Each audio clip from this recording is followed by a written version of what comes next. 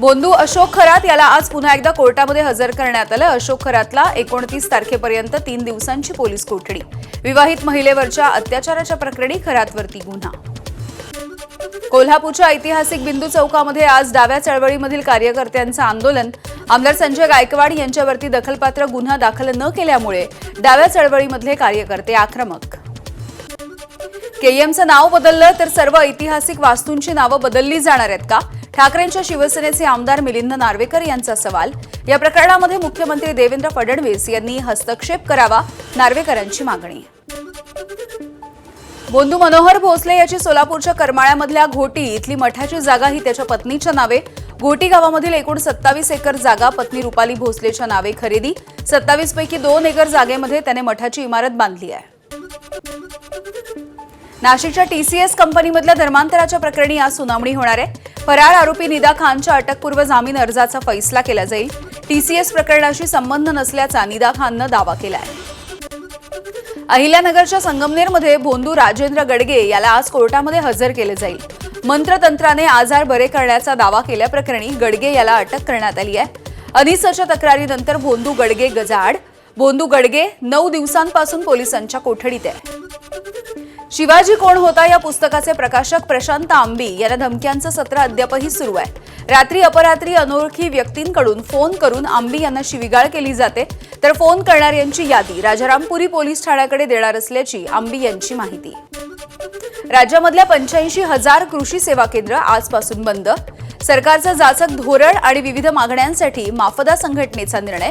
कृषी केंद्र चालकांच्या मागण्या मान्य न झाल्यास पॉस मशीन पुन्हा एकदा सरकारकडे पाठवली जाणार। माफदा संघटनेचे अध्यक्ष विनोद तराळ यांचा इशारा। शासनाच्या जाचक अटीच्या विरोधामध्ये खतं आणि बियाणं विक्रेत्यांचा आजपासून बेमुदत संप। खरीपाच्या तयारीला लागलेल्या शेतकऱ्यांना आता अडचणींचा सामना करावा लागतोय। मागण्या मान्य न झाल्यास परवाने शासनाकडे जमा करण्याचा देखील इशारा। बीडमध्ये कृषी केंद्र बंद ठेवून कृषी औषधांची होळी करण्यात आली। गेल्या 5 वर्षांपासून प्रलंबित असलेल्या मागण्यांवरती कृषी विभागाकडून ठोस कार्यवाही न झाल्यामुळे कृषी केंद्र बंद। खतांच्या दरवाढीला केंद्र सरकार जबाबदार। शेतकरी नेते राजू शेट्टी यांचा आरोप आहे। रासायनिक खतांच्या किमतीमध्ये वाढ झाल्यामुळे शेतकरी गंभीर आर्थिक संकटात। राजू शेट्टींची माहिती। देशभरामध्ये एलपीजी गॅसचा कुठेही तुटवडा नाहीये। शनिवारी 51.8 लाखांपेक्षा अधिक घरगुती सिलेंडरचं वितरण करण्यात आलं। पाईपच्या माध्यमातून पुरवल्या जाणाऱ्या पीएनजी गॅस पुरवठ्याला पसंती वाढली आहे। कमर्शियल गॅसचा पुरवठा देखील पूर्वीच्या तुलनेमध्ये 70% झालाय, तर एप्रिल महिन्यामध्ये 19 किलो वजनाचे 87 लाख सिलेंडर वितरित। तुळजापूरमध्ये अतिक्रमण हटाव मोहीम। 1500 पेक्षा अधिक अतिक्रमणांवरती पालिकेचा जेसीबी। भवानी रोड, महाद्वार परिसर, खडकाळ गल्लीमध्ये कारवाई करण्यात आली। 3 दिवस राबवली जाणाऱ्या अतिक्रमण हटाव मोहीम। अतिक्रमण हटवल्यामुळे स्थानिक आणि भाविकांना दिलासा। कर्जत तहसीलदारांच्या आदेशाला ठेकेदाराकडून केराची टोपली। भिवपुरी रोड ते कर्जत रेल्वे स्थानकाच्या दरम्यान कारशेडसाठी भराव टाकण्याचं काम पुन्हा एकदा सुरू झालंय। ग्रामस्थ आक्रमक झाल्याच्या नंतर तहसीलदारांनी काम बंद ठेवण्याचे आदेश दिले होते। बच्चू कडू यांचा प्रहार जनशक्ती पक्ष हा शिवसेनेमध्ये विलीन होण्याची शक्यता आहे। विधान परिषदेच्या निवडणुकीच्या आधी विलीनीकरणाची चर्चा होतीये। बच्चू कडू यांनी 23 तारखेला एकनाथ शिंदेंची भेट घेतली।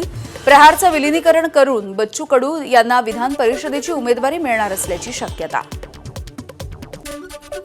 विधान परिषदेच्या 2 जागांसाठी शिवसेनेमध्ये रस्सीखेच आहे। नीलम गोऱ्हे आणि बच्चू कडू यांच्या नावाची चर्चा होतीये, मात्र पक्षामधल्या काही नेत्यांकडून दोघांच्याही नावाला विरोध। राज्यसभेप्रमाणे नवीन चेहऱ्याला संधी द्यावी असा अनेकांचा सूर। उपमुख्यमंत्री एकनाथ शिंदे यांचं आज ठाण्यामध्ये बैठकांचं सत्र। ठाण्याच्या जिल्हाधिकारी यांच्या कार्यालयामध्ये कांजूरमार्गचं घनकचरा व्यवस्थापन, विशेष कार्यकारी अधिकारी पदनियुक्ती आणि खरीप हंगामाच्या आढाव्याच्या संदर्भात बैठका घेतल्या जातील। राष्ट्रवादीच्या कोअर कमिटीची आज बैठक होतीये। बैठकीमध्ये विधान परिषदेच्या जागेबद्दल निर्णय घेतला जाईल। विधान परिषदेच्या एका जागेसाठी अनेक उमेदवार इच्छुक असल्याची माहिती आहे। म्हसळा नगरपंचायतीमध्ये अपात्र ठरवण्यात आलेले शिवसेनेचे 7 नगरसेवक पुन्हा एकदा पात्र ठरवले गेले। राष्ट्रवादीच्या बालेकिल्ल्यामध्ये अदिती तटकरे यांना मोठा धक्का। नोव्हेंबर 2025 मध्ये राष्ट्रवादीच्या 7 नगरसेवकांचा शिवसेनेमध्ये प्रवेश। जिल्हाधिकाऱ्यांनी 7ही नगरसेवकांना अपात्र ठरवलं होतं। डीपीडीसीच्या निधीमधला थोडा वाटा रिपब्लिकन पक्षाला देखील मिळावा, रामदास आठवले यांची मागणी. या संदर्भामध्ये जिल्हाधिकारी किशन जावळे यांच्यासोबत चर्चा करणार असल्याची आठवलेंची माहिती. धाराशिवच्या उमरग्यामध्ये अर्चना पाटील चाकूरकर यांना विधान परिषदेची संधी मिळावी यासाठी लिंगायत समाजाची बॅनरबाजी. चाकूरकरांना विधान परिषदेची संधी हीच खरी शिवराज पाटील चाकूरकर यांना आदरांजली, बॅनरवरती उल्लेख. काँग्रेसचे नेते विजय वडेट्टीवार यांचं वादग्रस्त वक्तव्य. डोनाल्ड ट्रम्प यांच्यावरच्या हल्ल्यासारखी भारतामध्ये देखील स्थिती आहे. भारतही विनाशाच्या मार्गावरती आहे अशी लोकभावना. वडेट्टीवार यांचं वक्तव्य. ट्रम्प यांच्यावरचा हल्ला हा जशी करडी तशी भरडी. सर्वोच्च पदी असूनही ट्रम्प यांनी प्रत्येक देशाला अशांत केल्याची वडेट्टीवार यांची टीका. मुंबई महानगरपालिका विमानतळाजवळच्या स्टार श्रेणीमधल्या हॉटेल्ससाठी पार्किंग नियमांमध्ये 50% सवलत देण्याची तयारी सुरू आहे. प्रस्ताव नागरी सुधारणा समितीच्या समोर. पालिका पंचतारांकित हॉटेलवरती मेहरबान झाल्याची चर्चा आहे. पुण्यामध्ये ड्रग्सच्या विरोधामध्ये पोलिसांचा मोठा सर्जिकल स्ट्राईक. 11 आरोपींना जेरबंद करण्यात आलं. 48 लाख रुपयांचा मुद्देमाल जप्त. अटक करण्यात आलेल्या आरोपींच्या चौकशीमध्ये ड्रग्सच्या रॅकेटचे धागेदोरे राजस्थानपर्यंत असल्याचं समोर. ठाण्यातील भाईंदरपाडा परिसरामधल्या बांधकाम व्यावसायिकाचे बाउन्सर आणि स्थानिक यांच्यामध्ये वाद झाला. जमिनीच्या वादामधून दोन्ही गट आमने-सामने आले. खासगी बांधकाम व्यावसायिक जमिनीवरती अतिक्रमण करत असल्याचा इथल्या गावकऱ्यांचा आरोप आहे. पालघरच्या मनोर इथे सोशल मीडियावरच्या कमेंटवरून वाद झालाय. 6 जणांचा तरुणावरती लोखंडी रॉडनं हल्ला.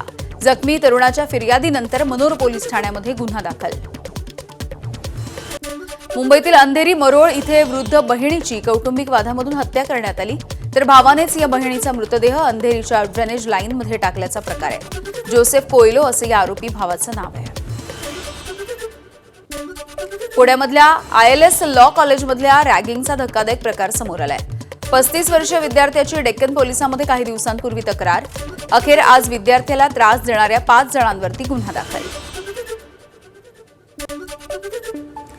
धाराशिवच्या परंडा तालुक्यामधल्या कुंभोज दरोडा प्रकरणाचा छडा. अवघ्या 24 तासामध्ये 7 आरोपींना पोलिसांनी अटक केली आहे. आरोपींच्या वर्णनावरून पोलिसांची वेगवान कारवाई. शेतामध्ये लपून बसल्याची माहिती मिळताच सापळा रचून मुसक्या आवळण्यात यश आलंय. माजी सैनिकाच्या घरी दरोडा टाकण्यात आला होता. पनवेलमध्ये अंमली पदार्थ विक्रीवरती कारवाई. मनसेच्या कार्यकर्त्यांनी सापळा रचून महिलेला पकडलंय. मानसरोवर रेल्वे स्थानक परिसरामध्ये महिलेकडून अंमली पदार्थांची विक्री केली जात होती. झोपेमध्ये पाय लागला म्हणून डोक्यामध्ये दगड घालून एका तरुणाची हत्या करण्यात आली आहे. सोलापूरमधल्या मीनाक्षी नगर परिसरातली ही घटना आहे. आरोपी सोमनाथ जवळकोटेवरती गुन्हा दाखल. सोमनाथवरती यापूर्वी देखील हत्येचा गुन्हा दाखल असल्याची माहिती.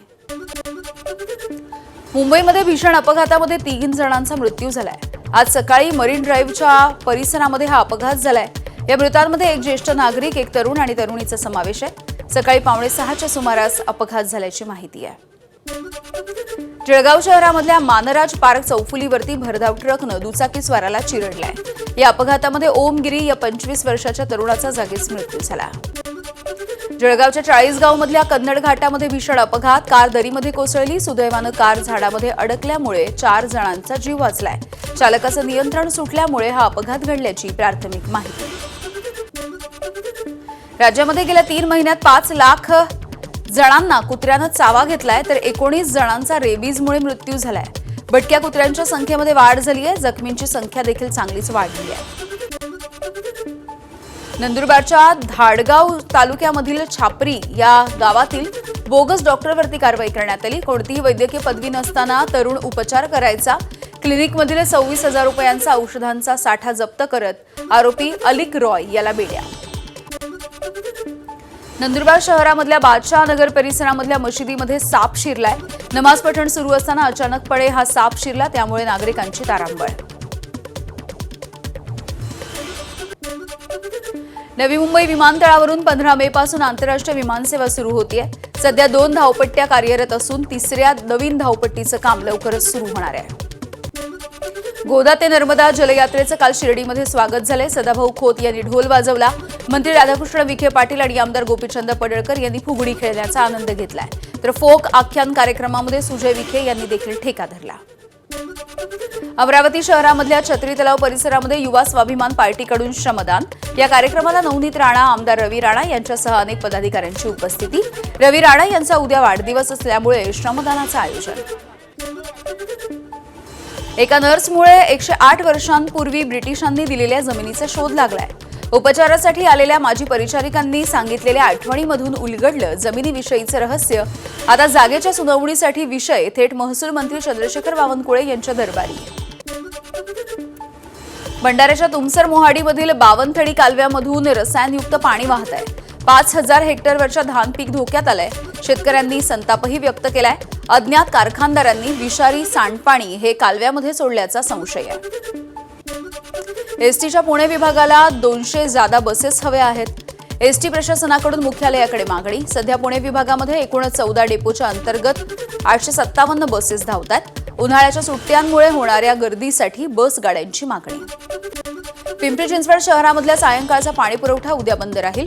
विद्युत विषयक देखभाल दुरुस्तीची कामं हाती घेतल्यामुळे पाणी पुरवठा विभागाचा निर्णय। नागरिकांना पाणी काटकसरीने वापरण्याचं आवाहन।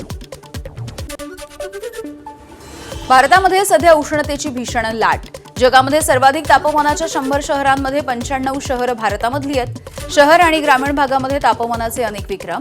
देशामध्ये महाराष्ट्र सर्वात गरम। 20हून अधिक शहरामध्ये पारा 40च्या पुढे। यवतमाळ जिल्ह्यामध्ये मागील 10 वर्षांमधील विक्रमी तापमानाची नोंद झाली आहे। शहरामध्ये तापमानाचा पारा पहिल्यांदा 46 अंशांपर्यंत जाऊन पोहोचला। उष्णतेची लाट 30 एप्रिलपर्यंत राहण्याचा हवामान विभागाचा अंदाज। अकोला शहरामध्ये काल 46.9 अंश सेल्सिअस तापमानाची नोंद। आज तापमानाचा पारा 47 अंशांचा टप्पा गाठण्याची शक्यता आहे। दुपारी घराबाहेर पडत असताना काळजी घेण्याचं प्रशासनाचं आवाहन। नाशिकमध्ये आजही तापमानाचा पारा हा 40च्या पार जाण्याची शक्यता आहे। दिवसाचं तापमान हे 24.3 अंश सेल्सिअस होतं। कमाल तापमानामध्ये देखील वाढ होण्याचा अंदाज आहे। गेल्या 2 दिवसांपासून नाशिकचा पारा 41 अंशांपर्यंत जातोय। वर्ध्यामध्ये 46.4 अंश सेल्सिअस तापमानाची नोंद।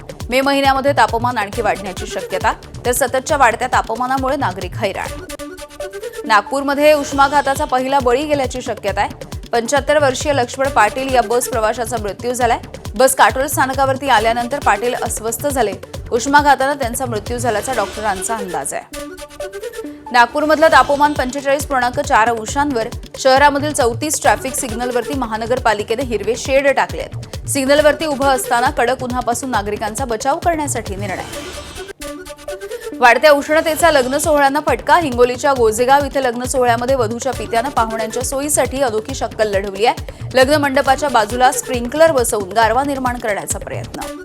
मध्य प्रदेशच्या छिंदवाड्यामध्ये तापमानाचा पारा 42 अंशांपर्यंत जाऊन ठेपला। कडक ऊन आणि उष्णतेमुळे अनेक कबुतरांचा मृत्यू झालाय। वाढत्या तापमानाच्या पार्श्वभूमीवरती नागरिकांना त्यांच्या घराच्या छतावरती पक्ष्यांसाठी पाणी ठेवण्याचं आवाहन। पंतप्रधान नरेंद्र मोदींकडून झालबुडीच्या नंतर कमळ फुलाची खरेदी। कोलकात्यामध्ये महाकाली मंदिरामध्ये जात असताना त्यांनी कमळाचं फूल खरेदी केलंय। पंतप्रधान मोदींचा कमळ खरेदी करतानाचा हा व्हिडिओ व्हायरल होतोय। राघव चड्ढा यांच्यासह 7 खासदारांना निलंबित करा। राज्यसभेच्या सभापतींकडे आपचे ज्येष्ठ नेते संजय सिंग यांची याचिका। राघव चड्ढा यांनी 7 खासदारांसह भाजपमध्ये पक्षप्रवेश केल्यानंतर आप आक्रमक। अरविंद केजरीवाल यांचं न्यायमूर्ती स्वर्णकांता शर्मा यांना पत्र। स्वर्णकांता यांच्यासमोर उभं राहण्यासाठी केजरीवालांनी नकार दिलाय। न्यायमूर्ती स्वर्णकांता शर्मा या आरएसएसच्या कार्यक्रमाला जात असतात आणि त्यामुळे न्याय मिळण्याची अपेक्षा नसल्याचं मत केजरीवाल यांनी व्यक्त केलं। उत्तर प्रदेशचे मुख्यमंत्री योगी आदित्यनाथ आज पश्चिम बंगालच्या प्रचाराच्या दौऱ्यावर। आज प्रचाराचा अखेरचा दिवस आहे। योगी आदित्यनाथ यांच्याकडून भाजपचा जोरदार प्रचार केला जाईल। 4 ठिकाणी प्रचार सभांना संबोधित करणार। भारताच्या तुलनेमध्ये पाकिस्तानामध्ये बीटी बियाणं स्वस्त आणि जास्त दर्जेदार। शेतकरी नेत्याचा आरोप। भारतीय शेतकऱ्यांना दिलासा देण्यासाठी बीटी बियाणांमध्ये सरळ वाहन आणि तिसऱ्या जीनचा प्रयोग राबवा। शेतकरी नेते विजय जावंधिया यांचं पंतप्रधानांना पत्र। उन्हापासून बचाव करण्यासाठी आधार घेतलेला दुधाचा कॅन डोक्यात अडकला। राजस्थानच्या अलवरमधली ही धक्कादायक घटना आहे। 2 तासांच्या अथक प्रयत्नांच्या नंतर कटरनं हा कॅन कापण्यात आलाय। उत्तर प्रदेशामधल्या बुलंद शहरामध्ये वाढदिवसाच्या पार्टीमध्ये हत्याकांड घडलंय। केक तोंडाला का लावला म्हणत गोळीबार करण्यात आला। यामध्ये 3 मित्रांचा मृत्यू झालाय। जितेंद्र कुमार असं वाढदिवस असलेल्या मारेकऱ्याचं नाव आहे. गोळीबाराच्या नंतर आरोपी फरार झालाय. जिममध्ये हा वाढदिवस साजरा होत होता. अमेरिकेमध्ये झालेल्या गोळीबाराचा नवीन व्हिडिओ समोर आलाय. हॉटेलच्या बॉलरूमचे फुटेज दिसत असल्याचं दृश्य आहे. गोळीबाराच्या नंतर हॉटेलमध्ये मोठा गोंधळ झाला.